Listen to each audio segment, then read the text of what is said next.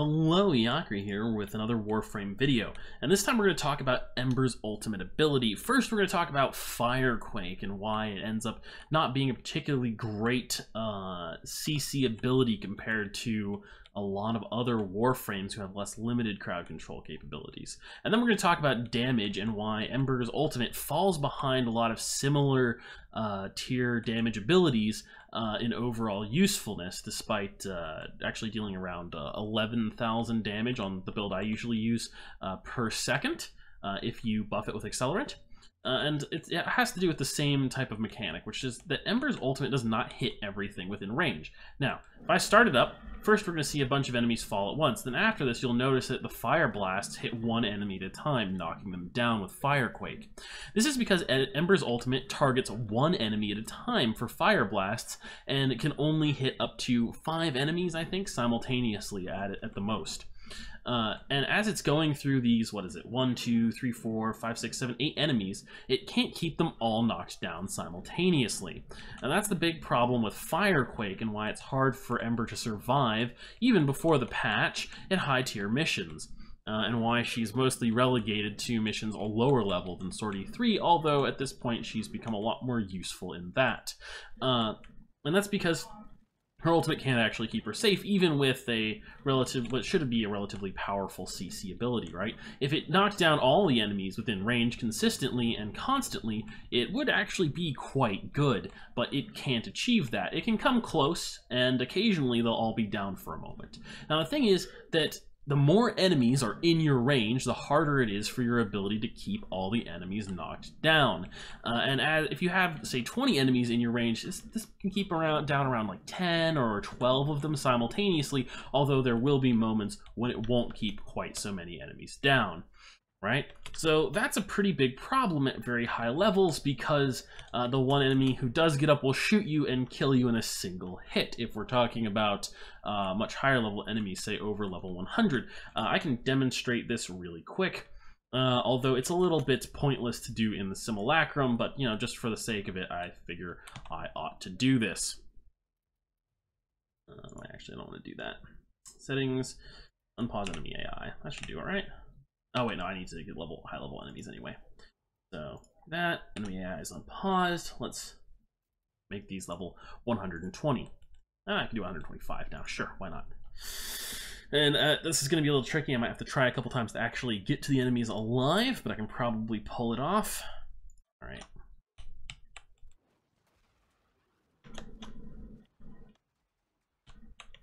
All right, so as you can see, I can kind of keep these guys stunned for. All right, well, that didn't last too long.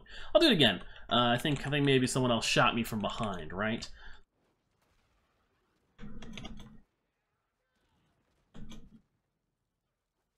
All right, should be able to keep them down for a bit, and yeah. And that's gonna keep happening to you. There are some things you can do to improve your survivability a little bit. I could have more HP or whatnot, but eventually, if the enemies are a bit higher level than this, even they're going to kill me. Of course, versus non-all bombard enemies or all heavy gunner enemies, you'll have a bit of a better chance, right? If you have a mixed group of enemies, and you'll probably be able to get to more like level 130, 140, 150, and then you're gonna die. Also, of course, at lower levels, a single bombard shot, for example, can kill you, and bombards only need 1 bullet. The heavy gunners, it actually takes like 3 or 4. So, if you're unlucky, and the bombard is the guy who stands back up, you're dead. Right? Just like that. And that's why Ember ends up needing someone else to help her be durable in missions. Now let's get a lower level group of enemies that I can kill with my poorly modded ultimate ability. I think I'll change the build. I'll go really short range. No, this is fine. Let's see here. So we'll get Arid Lancers, 20 of them. We'll set them. I don't have this modded out perfectly because I was actually formatting Ember a couple more times. I want to get her Exilus slot in action. And so let's. Yeah, level 50 enemies, paused AI, I don't really need anything else. Some people mention paused AI stealth finisher damage being a problem. It only happens for melee weapons, which I have not tested in any videos, I think, at all. So it shouldn't be an issue. So These guys should die almost... Oh, they're not going to die almost immediately, are they? Because I haven't modded it properly. Alright, accelerant's enough to get them killed, right? But this guy, being close, is getting burnt through first, and alright. Here's the thing, right? There are 8 targets. This caps out at 5 at a time, and that actually bounces between enemies. So the thing is that you're not dealing 11,000 fire DPS to enemies in your ult's radius. You're dealing it to one enemy at a time, skipping between enemies, killing them really slowly, right? That's a big problem. So let's go on to MS Paint, and I just want to really drive home this point here, okay? This is going to be kind of terrible because I'm not much of an MS Paint artist, but let's give it a go. So let's say you've got 40 enemies, right? And they're being affected by some ultimate ability. Let's say Mag is crushing them for 2,000 damage total, right? So she casts Crush and deals 2,000 damage to them. She's dealing 40 times 2,000 damage, right? I'm terrible at this. Add some fun factor to it, right? Well, let's say Ember is hitting the same number of enemies, right? At best, in like a given interval, I think it's a second, but it's kind of hard to tell. At best, she's ever going to hit, out of these 40, she's actually going to deal damage to 5 enemies at a time, right? For 11,000 damage. One more 0, right? That's like a 200 power strength build. That's what I base all this shit off of, if you're wondering. So, you know, let's take a look at this here. 5 times, this is actually not a bad run up, but 5 times 11, that's going to be 55,000.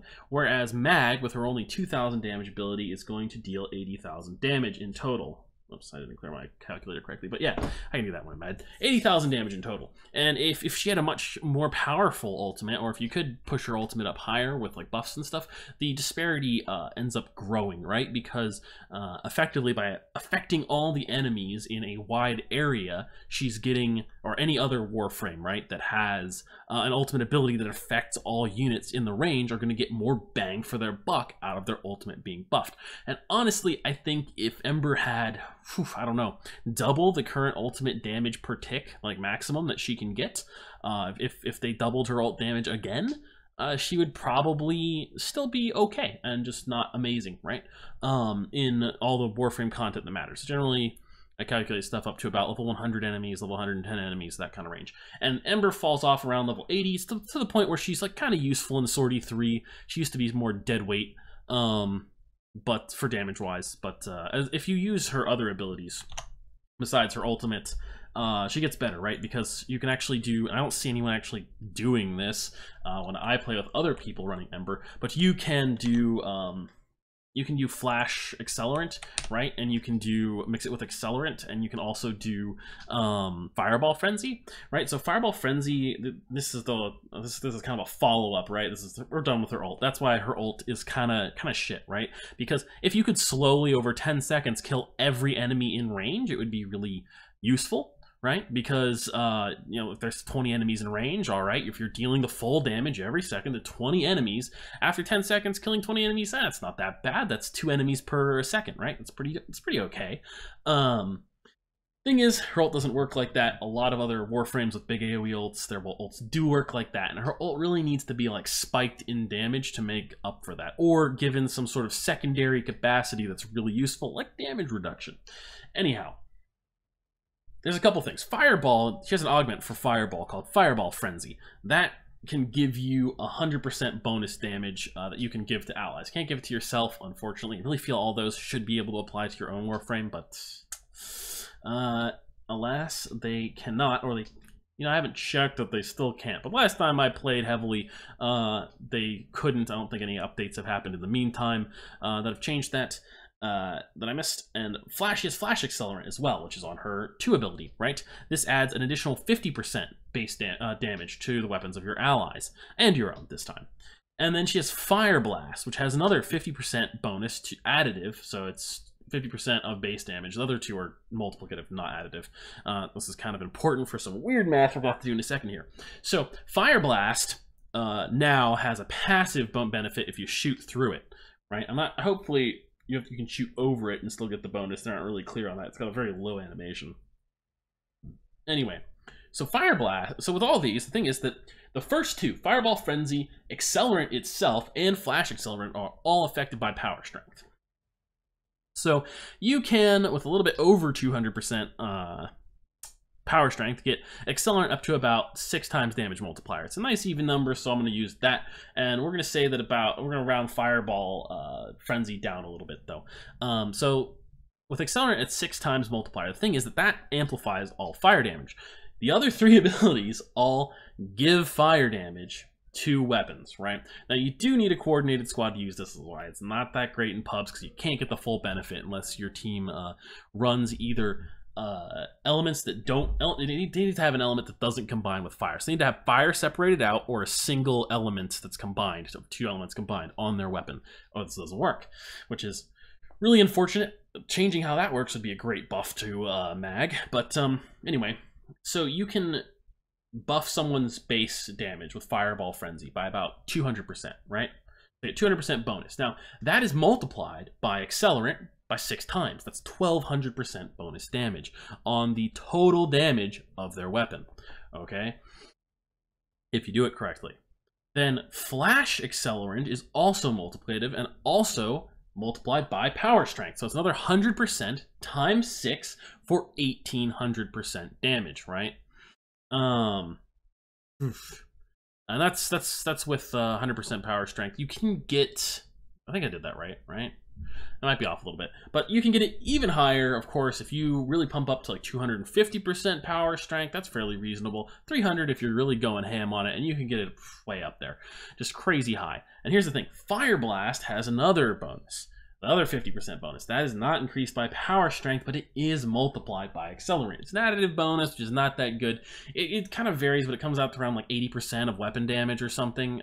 If you pretend it was a multiplicative bonus, that's what it would be equivalent to when it's multiplied by Accelerant, because it's going to be 300%, but it's additive, so it actually comes out to be pretty good. And you're going to fairly easily get over 2,000% bonus weapon damage on a build I calculated out for earlier. I had like 2,400% weapon damage. You can get up to like 2,500 or even 3,000 if you really, if you really maximize your fire damage. So yeah, it's absolutely crazy. Huge amount of damage. It's one of the highest damage boost combos you can get. I'm not sure with like Chroma's crazy damage bonus gone, I'm not sure you can boost damage any more than that without Banshee, off the top of my head. I could be wrong. If someone knows another combo that does a similar amount of damage boost from one single Warframe, let me know. Yeah, so that's what Ember is actually useful for. I wanted to throw that on as an addendum. And it kind of overshadows her ultimate a lot. But yeah, anyway, so this covers Ember. I guess I'm gonna have to retitle the video. I started saying I'm gonna talk about Ember's ultimate, and I covered this stuff as well. So Ember's ultimate and what makes Ember useful in high level missions if you do want to do them with her, although she's still not super great at it. Generally, you need to hide in a frost bubble or something. So anyway, that's all for now. Yakri out.